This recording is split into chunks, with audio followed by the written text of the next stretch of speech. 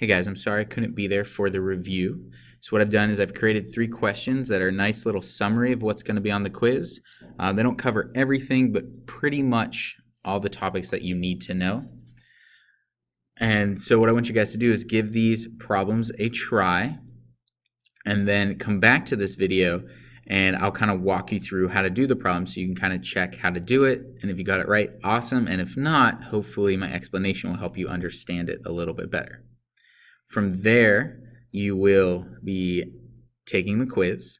And then after the quiz, hopefully I'll be back by then and we'll talk about similarity. And if not, I'll have another video to get you guys started on similarity.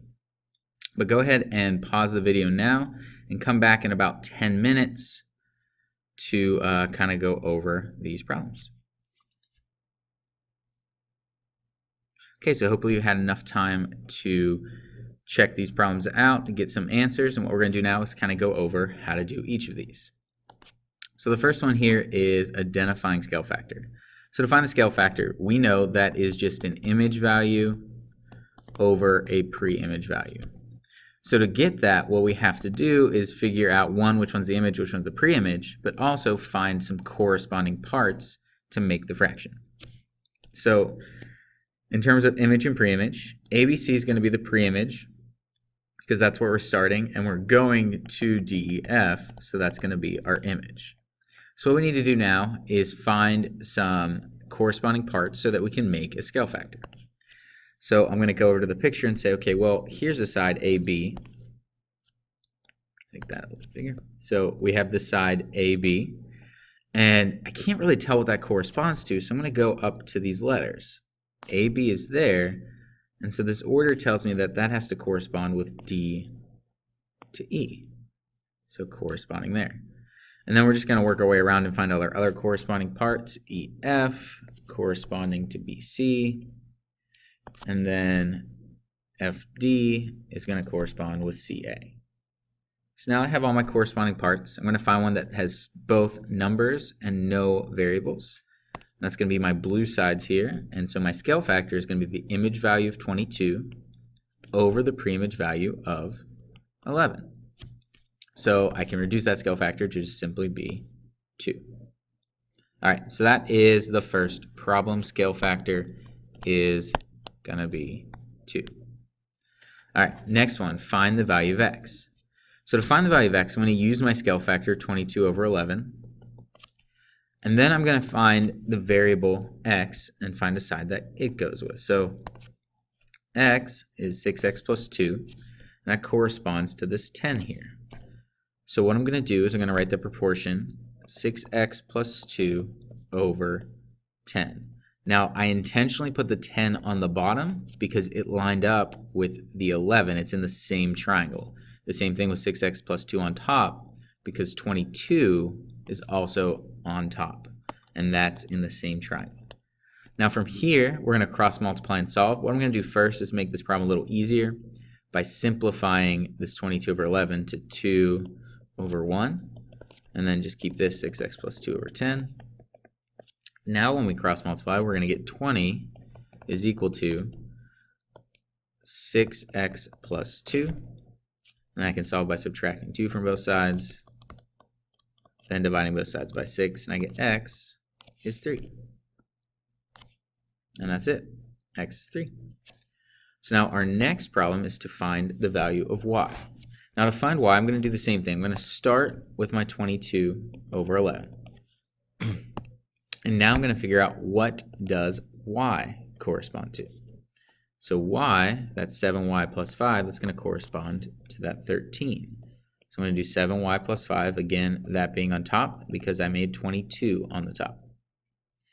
And then 13 on the bottom. From here, we can simplify that 22 over 11 again and make it a 2 over 1. That's 7y plus 5 over 13. Cross multiply and solve, and we get 26 there. And then 1 times that is just 7y plus 5.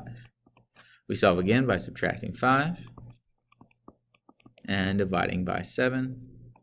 We get that y happens to also equal 3. Okay, now this last piece, this ratio of perimeter, this one's kind of interesting. So to find the ratio of the perimeter, hopefully some of you did get it. All you need to do is you basically write the scale factor again. Now, generally, the ratio of the perimeter is going to be pre-image to image. And so if my scale factor is that 2 over 1, where 2 represents the image and 1 represents the pre-image, my ratio of perimeters, so the perimeter ratio, is going to be pre-image value 1 to image value 2. If we spent the time to actually figure out the perimeter of both shapes by adding up all three sides, we would get something that would reduce to this 1 to 2 ratio.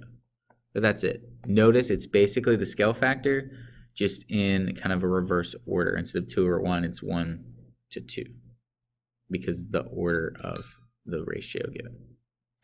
Okay, so that is those 3 problems, or those 4 parts there for that problem. Let's take a look at number 2.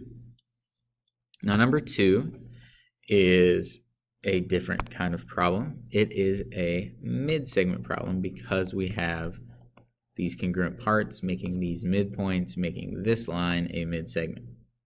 Now, if you guys remember, the mid-segment formula is 2 times the mid-segment equals the parallel side.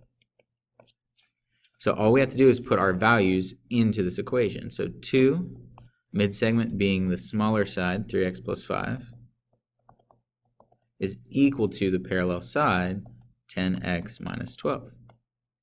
From here, we can distribute the 2, get 6x plus 10 is equal to 10x plus 12, or sorry, minus 12. Then we'll get our x's together, get our constants together, and we end up with 22 is equal to 4x. Then x is going to equal 5.5. And that's all there is to that one, because it is a mid-segment problem. We just multiply the mid-segment by 2 to get the parallel side. Now, number 3, this one's a little tricky. It looks like a mid-segment problem because we have the x right there, but notice this piece is not equal to that piece. So it's not a mid-segment problem. So it's not a mid-segment problem. We kind of do it like we did question number 1. We're going to set up proportions. And here's what those proportions are going to look like. We're going to write x, and then we find the side that corresponds to x. Well, I like to look at it as this is a triangle here, and then we have the bigger triangle here.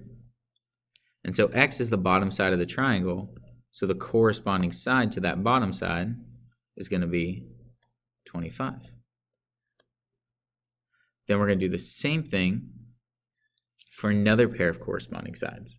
So we look at, okay, what other piece does that small triangle have? Well, it has this 8 here. So I'm going to put the 8 across from the x because that's part of the small triangle. And then below that, I have to think about what corresponds to this 25. So I'm really looking at this side of the triangle. So what corresponds to 25 in the same way that x lined up with 8? And so what I get there is that this side is 20. 25 matches up with that 20, the 8 plus 12, in the same way that x corresponds to 8. So that kind of matches there. So from there, I now have 2 proportions set up. I just need to cross multiply and solve these. So I take 20 times x and get 20x, 25 times 8 and get 200.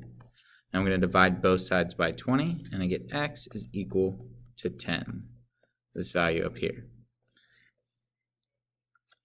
So I hope that gave you guys a nice little review for your quiz. Hopefully clear up some misconceptions or misunderstandings. Now what I'd like to do is give you guys a couple minutes to just go over the review from yesterday. You can check the answer key on the website, see what to do. And you need to be starting your quiz at the latest at 2:30, 2:35. So go ahead, review a little bit, and you'll start your quiz soon.